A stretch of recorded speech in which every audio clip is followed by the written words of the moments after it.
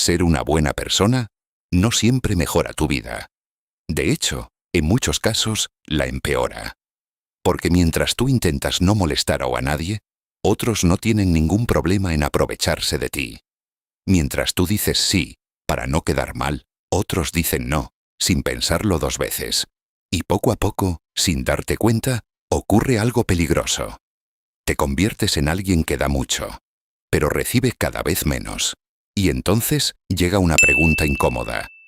¿Ser bueno realmente te está ayudando? ¿O te está destruyendo en silencio? Parte 1. El problema de ser demasiado bueno. Desde pequeños nos enseñan algo muy claro. Que ser bueno es correcto. Que ayudar a los demás es lo que hay que hacer. Que pensar en otros antes que en uno mismo es una virtud. Y en parte, eso es cierto. Pero hay una diferencia enorme entre ser buena persona y vivir intentando agradar a todo el mundo. Porque cuando intentas agradar constantemente, dejas de tomar decisiones basadas en lo que necesitas y empiezas a tomar decisiones basadas en lo que otros esperan de ti. Y ese es el punto donde algo empieza a romperse por dentro. Parte 2. ¿Cómo empieza la trampa? Al principio parece algo pequeño. Aceptar cosas que no quieres hacer. Callarte opiniones para evitar conflictos. Decir sí cuando en realidad quieres decir no. Pero cada una de esas decisiones tiene un efecto acumulativo. Porque cada vez que te ignoras a ti mismo, le estás enseñando al mundo cómo tratarte. Y el mundo aprende rápido. Aprende que contigo puede pedir más. Que contigo puede exigir más. Que contigo no hay límites claros. Y sin darte cuenta, te conviertes en esa persona a la que todos acuden. Pero a la que pocos valoran. Parte 3. El verdadero problema no es la gente. Aquí hay una verdad que puede incomodar. El problema no siempre es que los demás se aprovechen. El problema es que muchas veces tú lo permites. No porque quieras, sino porque has asociado tu valor con agradar a los demás. Con ser aceptado. Con no generar rechazo. Y eso crea un patrón muy peligroso. Prefieres perderte a ti mismo, antes que incomodar a otros. Parte 4. Ser bueno versus ser inteligente. Aquí es donde entra una diferencia clave que cambia todo. Ser bueno no es lo mismo que ser inteligente emocionalmente. Una persona buena sin límites puede ser manipulada. Una persona inteligente sabe cuándo ayudar y cuándo detenerse. Sabe decir sí, pero también sabe decir no. Y lo más importante, no toma decisiones desde el miedo a perder a los demás, sino desde el respeto hacia sí misma. Parte 5. ¿Por qué la gente respeta más a quien pone límites? Hay algo que mucha gente descubre demasiado tarde. Las personas no respetan más a quien siempre está disponible. Respetan más a quien sabe retirarse, a quien no necesita agradar, a quien no se explica constantemente, a quien no negocia su dignidad por aceptación. Porque los límites comunican algo muy poderoso. Yo también importo. Y cuando tú empiezas a transmitir eso, la forma en que los demás te tratan cambia. Parte 6. El miedo que te mantiene atrapado. Entonces, si todo esto es tan claro, ¿por qué tantas personas siguen siendo demasiado buenas? La respuesta es simple. Miedo. Miedo a decepcionar. Miedo a perder relaciones. Miedo a que te vean como egoísta. Miedo a quedarte solo. Pero aquí está la realidad. Si alguien solo se queda en tu vida porque siempre dices sí, esa persona no está contigo. Está usando tu disponibilidad. Parte 7. El cambio que lo transforma todo. El cambio no ocurre cuando te vuelves frío. No ocurre cuando dejas de ayudar. Ocurre cuando empiezas a elegir. Cuando dejas de reaccionar automáticamente. Cuando empiezas a preguntarte, ¿esto realmente lo quiero hacer? Y si la respuesta es no, empiezas a actuar en consecuencia. Ese es el momento en que dejas de ser solo bueno y empiezas a ser inteligente. Parte 8. Lo que pasa cuando cambias. Al principio, algunas personas no lo entenderán, se sorprenderán, se incomodarán, incluso pueden alejarse. Pero eso no es una pérdida, es una revelación, porque te muestra quién estaba contigo por quien eres, y quién estaba contigo por lo que dabas.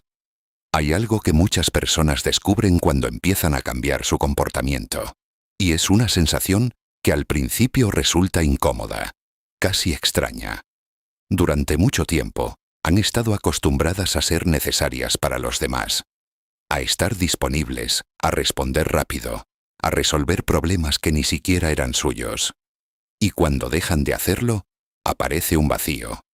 No porque su vida esté peor, sino porque por primera vez están ocupando ese espacio con algo diferente, con ellos mismos.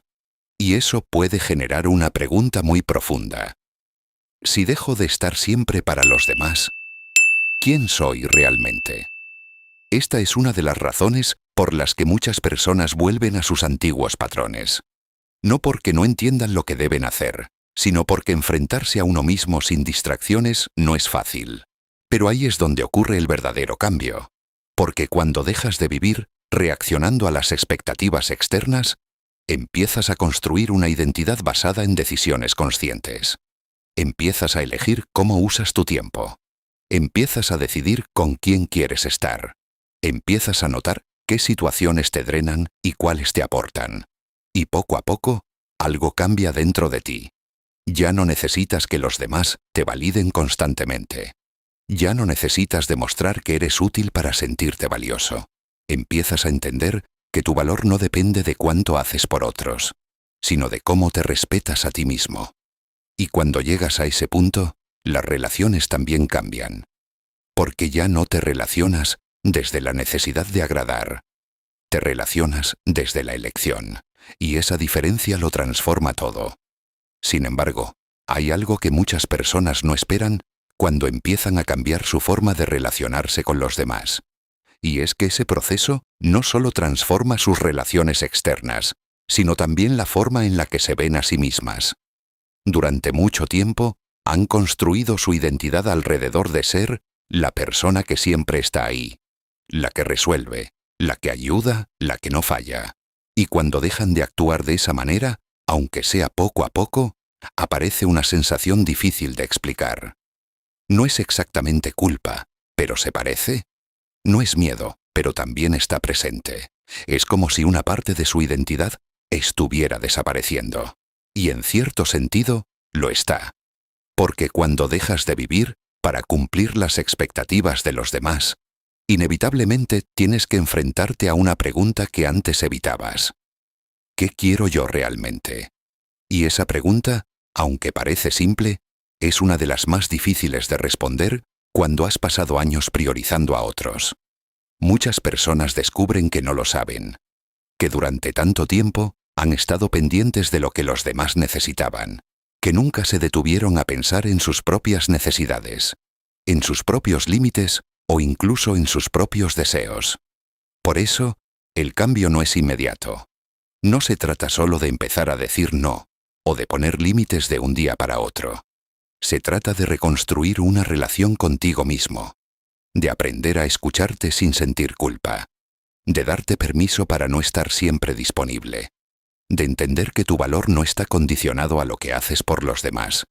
Y en ese proceso, también empiezas a notar algo más.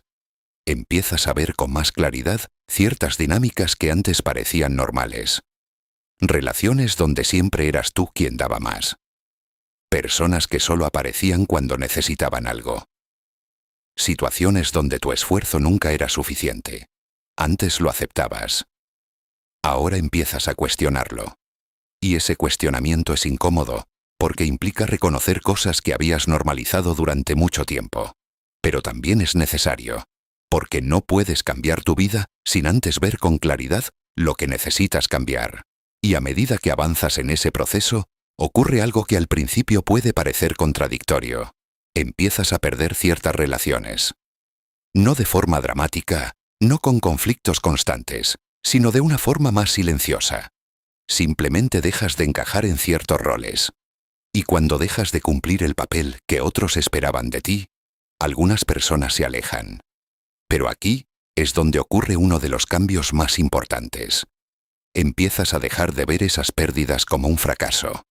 Y comienzas a entenderlas como un filtro que separa las relaciones basadas en la conveniencia de las relaciones basadas en el respeto. Porque cuando ya no estás disponible para todo, Quienes realmente valoran tu presencia permanecen. Y quienes solo valoraban lo que hacías por ellos, desaparecen. Y aunque al principio eso puede doler, con el tiempo se convierte en algo liberador.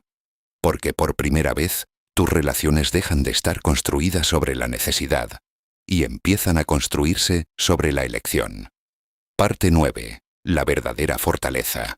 Ser inteligente emocionalmente no significa volverte egoísta. Significa entender que tu tiempo, tu energía y tu atención son limitados. Y que no todo el mundo merece acceso ilimitado a ellos. Significa ayudar, pero no a costa de ti mismo. Significa dar, pero no vaciarte. Tal vez el problema nunca fue que fueras demasiado bueno. Tal vez el problema fue que nadie te enseñó a protegerte. Porque ser una buena persona sin límites no es virtud, es desgaste. Y cuando aprendes a poner límites, no pierdes tu esencia, la refuerzas. Ahora quiero preguntarte algo. ¿Sientes que das demasiado a los demás y recibes muy poco a cambio? Escríbelo en los comentarios.